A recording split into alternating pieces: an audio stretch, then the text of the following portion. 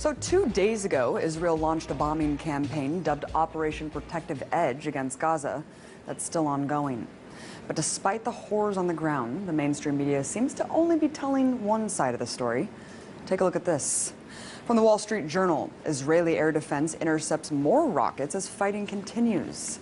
And the LA Times goes on to declare that Palestinian rockets reach farther into Israel. And lastly, the New York Times makes it seem like there's an equal playing field by stating Israel and Hamas simply exchange fire.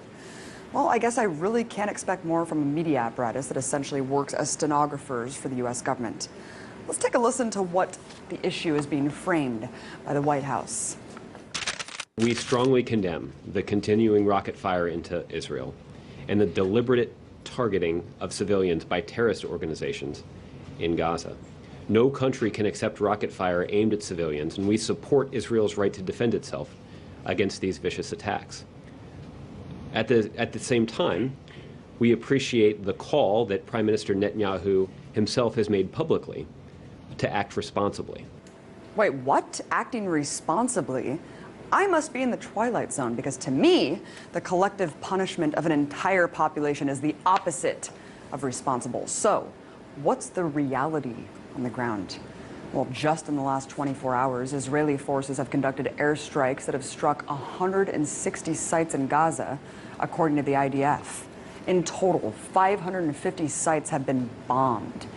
And considering the fact that Gaza is one of the most densely populated places on Earth, with over 1 million inhabitants, any aerial strike conducted in the region almost certainly means civilian deaths. In fact, at the time of this broadcast, the strikes have killed at least 53 Palestinians, including 8 children and an 80-year-old woman.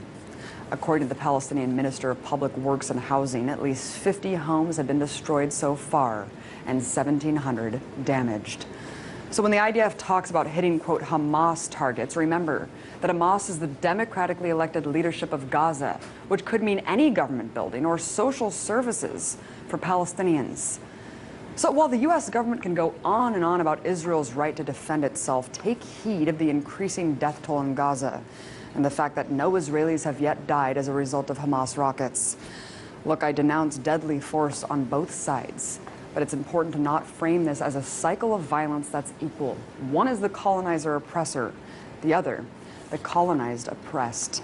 As IDF General's son Miko Piled said just yesterday on the show, there are 2 choices for Palestinians in occupied territories: to completely surrender or resist.